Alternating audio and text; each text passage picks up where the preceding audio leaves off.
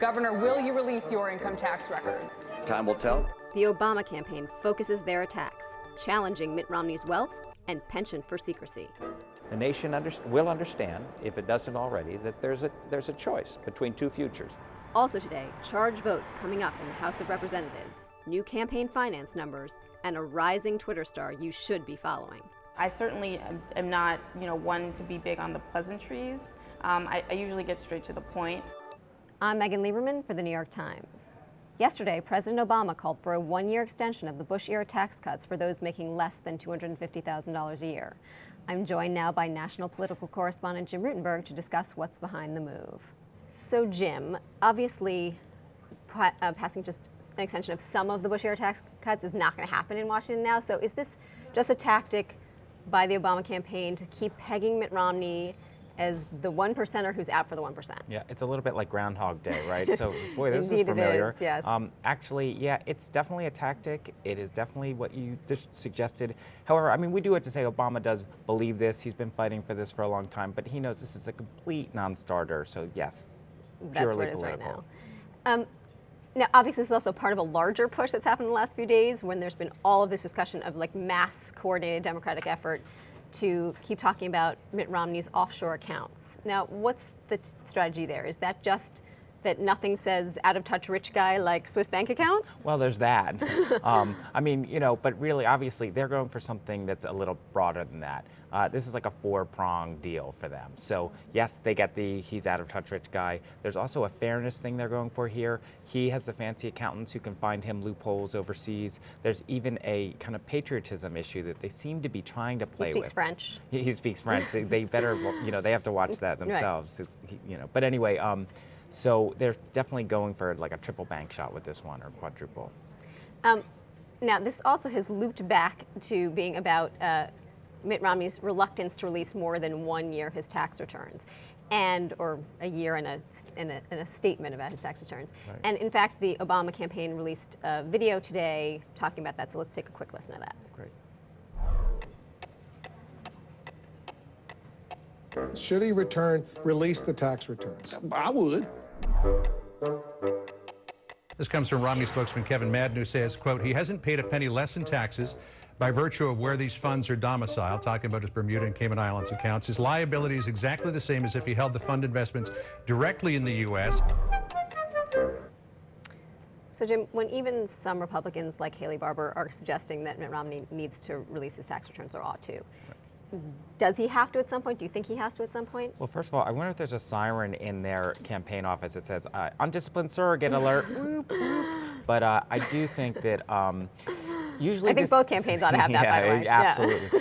But so usually this kind of thing, it doesn't break through. We talk about it in the press. The political classes talk about it. It doesn't break through. Now, this year, it's a lousy economy, so certain things that we used to think were summer chatter could break through. So the bottom line is this: if you see him releasing his tax returns, more of them, they're seeing things in polls that make them have to do it. Right.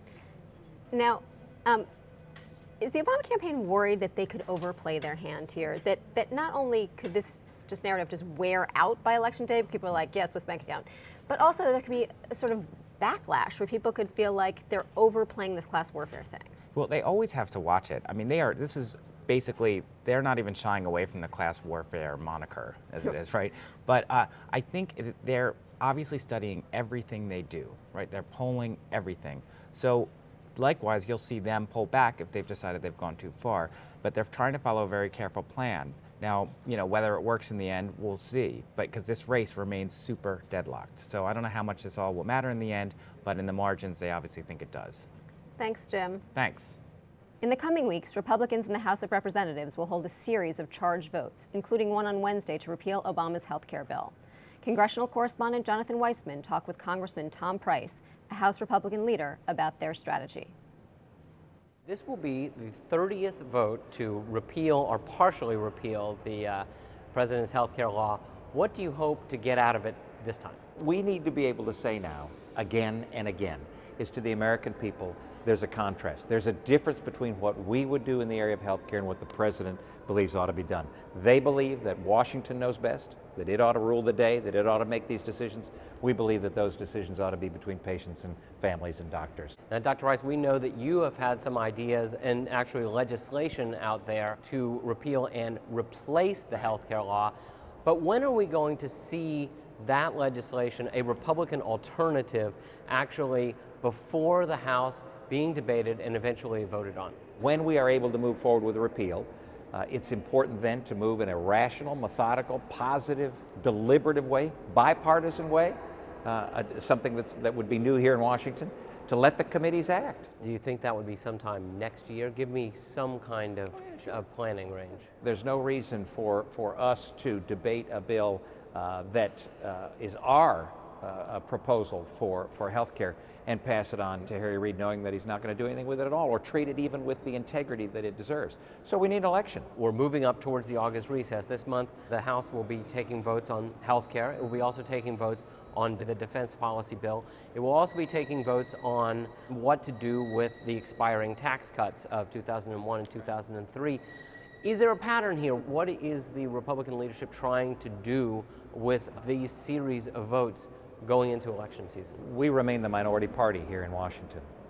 We don't have the Senate, we don't have the White House. So the role of the minority is different than the role of the majority. The role of the minority is to provide accountability, make certain that you hold the other folks to account, say this is what they have done. The nation will understand, if it doesn't already, that there's a choice between two futures. A future that says that Washington ought to be in charge of your life and dictate virtually every single aspect of your life, or a vision that says we believe in the exceptionalism of America. We believe in individuals being able to have the highest amount of opportunity available to them so they can realize their dreams. In the month of June, the Romney campaign raised $35 million more than the Obama campaign. Nicholas Confessori, who covers campaign finance, joins me now with the story behind the numbers. So Nick, when you talk to fundraisers on the left, do they really believe that the Romney campaign, not just the super PACs on the right, but the Romney campaign will actually outraise the Obama campaign, or is that kind of a fundraising ploy for the Obama campaign? It's both. I'm hearing actual fear among the president's bundlers that the people who make the calls to get the checks on his behalf, they call their colleagues in business who say to them, forget it, this guy is against us. And it makes it very hard for those large, it's hard for those large check guys. Now, at the same time, the deficit actually does help with the small donors because it makes them feel more competitive, that there's something at stake. Because remember, for almost a year, up until about 2 months ago, every time these reports came out, Obama was cleaning Romney's clock every time. In fact, all the Republicans. It was a very slow fundraising season for them in the primary. Right. So it's important for the Obama campaign to tell people, look, they're catching up now. And maybe even passing us. Maybe even passing us, that's right. One thing that was really striking about the small donors this time was that Romney did really well with small donors. He's had a real small donor problem up to this point. But he had, for him, but he raised a third of his donations this time from small donors. How worried is the Obama campaign about that? They see it as a sign that this guy who appeared to have a lot of problems with the conservative base, who never seemed to have the capacity to energize small donors, maybe actually now might have some capacity to do that. And that's a really important thing. The small donors are the people who also will come out and volunteer in large numbers. They're people who will give money again and again and again, being kind of operating income for the campaign. And there's kind of a lot of a positive and virtuous cycle for a campaign if they can get some small donors. Romney at different points in this cycle has had some of the lowest small donor numbers of any candidate running for president. Even in the primaries, in several cycles. Problem, He was dying on small donors. So what we see now, and some people say it was the Obamacare decision, the Supreme Court that suddenly rallied everybody. This is our candidate, let's give him money, so that helped him a lot. Now, how much of the problem with the larger donors that the Obama campaign is having is just about sort of donor groups reverting to form? You talk to a lot of big donors. Is this just business types and Wall Street types just moving back to their traditional perch in the Republican Party, or is it just real disaffection with the president? It's both. Again, it's both. Certainly the historical mean for Democratic presidents is that, or candidates, that they don't raise as much money from business or most businesses as Republicans. Certainly Wall Street has historically been Republican, except for some brief spurts here and there.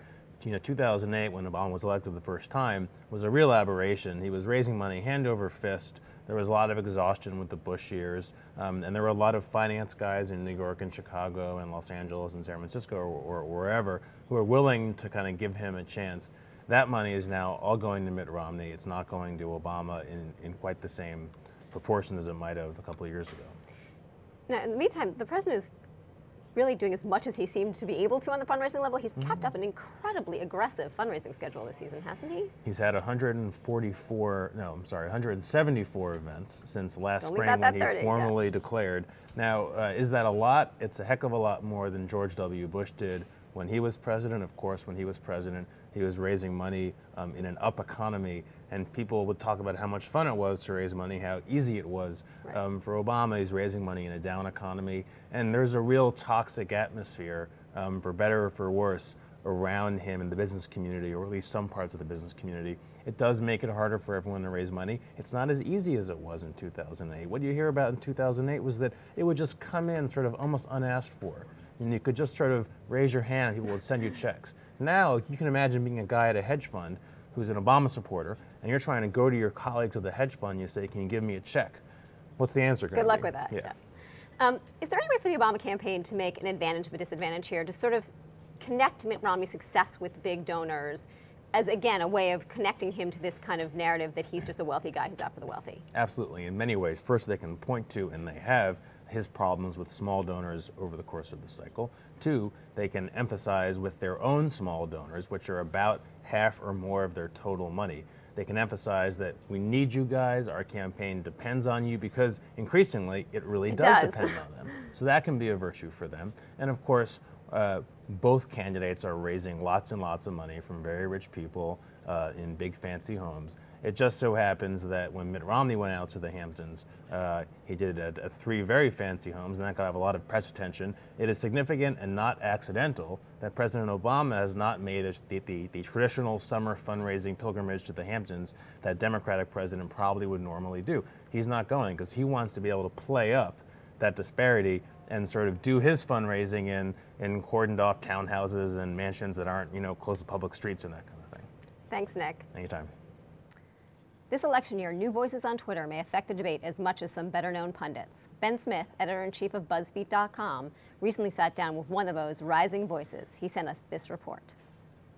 I'm Ben Smith, and one thing we've noticed here at BuzzFeed this election cycle is the way in which a group of real outsiders have managed to break their way into the political conversation using Twitter, and both interacting with and influencing the people who had traditionally controlled that conversation: reporters, operatives, politicians. And the people who've broken through range from a 21-year-old in New York, Pennsylvania, to well-compensated lawyers in New York City who are writing anonymously because they don't want to, get in trouble at their jobs, to folks like Zerlina Maxwell, who's a law student at Rutgers University. She set out with a very deliberate plan to break into the political conversation, who has succeeded on Twitter, and so you'll start to see her on cable news and with prominent freelance gigs.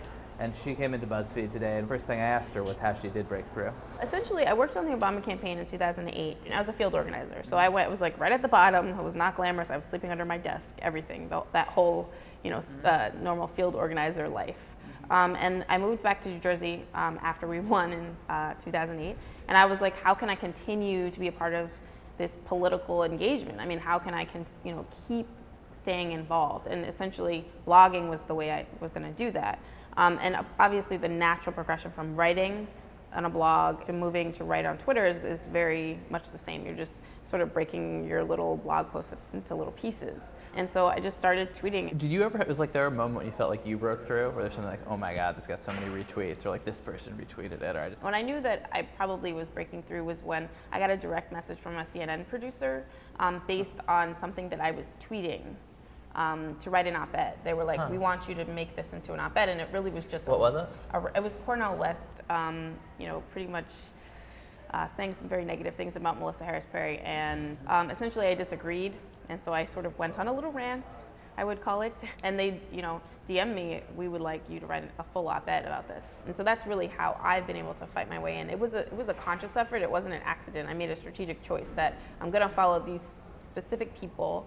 I would pick maybe 10 people that I really admired and looked up to in the field of journalism and writing, and I followed all their followers, and some of them followed me back, and that's how I gained more followers, but also gained more influential followers. We put together a list of some of the most prominent of these outsiders who forced their way into the Twitter conversation and who are only going to become more relevant as the election barrels toward November, and you can find it on BuzzFeed.com.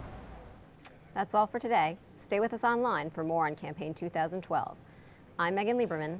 Thanks for watching.